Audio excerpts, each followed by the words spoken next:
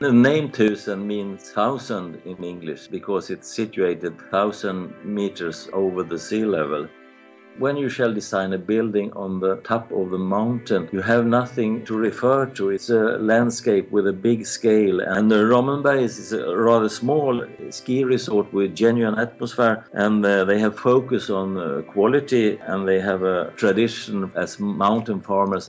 But our mission was to design a building that would harmonize with the landscape character, both in shape and material. And we put the restaurant between the ski lifts to emphasize the building's relation to the nature more than to the built structure.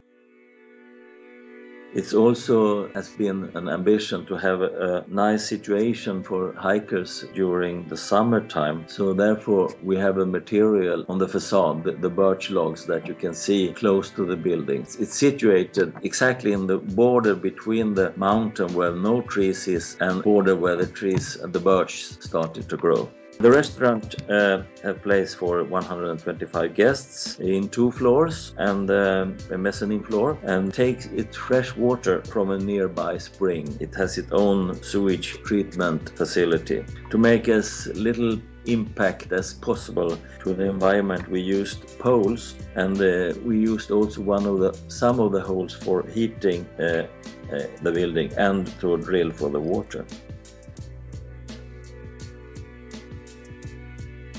I like that we could use a material that is very common but not used in this way in Sweden otherwise than in the Sami people. So the birch logs and the facade and the round shape that makes the wind pass and the snow stay on the building. So when it's very much snow and wind in the winter, it's almost white as the surroundings. And during the summer, when the birch logs and the birches stands beside, it's about the same color. In the interior, we try to use bark on the walls so you can feel the atmosphere of nature when you enter it too, because of the carpet that has the same color as the moss around. And the fireplace also play a role in the interior because it gives a warm and inviting atmosphere.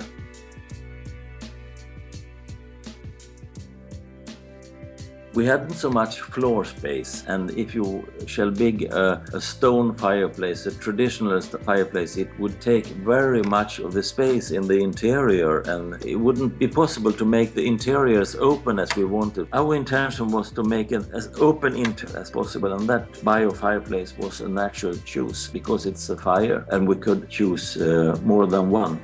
It's very common in Swedish traditional houses, but it's not so common today to make it of stone. It's more like metal fireplaces that not take so much space in the interior. And the reason that you use it in a house in Sweden is because of the atmosphere of a fireplace, of course, but also sometimes you turn down the temperature in the building, so it's an easy way of warming up the building when you enter the house, the vacation house. In the traditional villas, it's not as common as in vacation houses in the mountains and in the summer houses.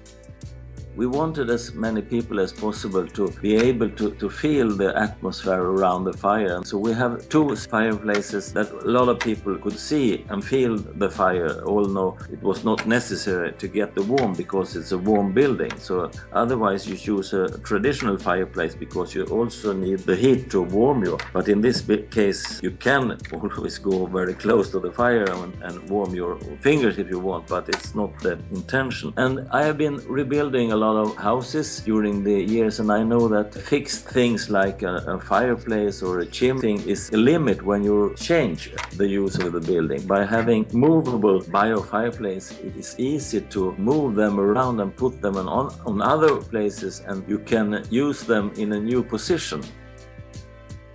The reasons that we used fireplace, it was because of its mobility and because the openness and still have the warmth of a fire could make a good atmosphere in the interior. I think the ethanol fires are very suitable for the Scandinavian design at the moment. The cleanness and the simpleness of them are very useful in the modern houses. In new Scandinavian houses, I think there's a lot of solutions that makes them very useful, and I think they have a future in Sweden. No, I didn't actually, because when you participate, of course, in the competition, you always have a hope that you will be able to win. But we were very glad and surprised that we in fact won, because I wasn't at the ceremony. I was sitting on the restaurant with my wife and my kids. So I was really surprised when they called me on the phone and tell me that we won. So a little surprise, I have to admit.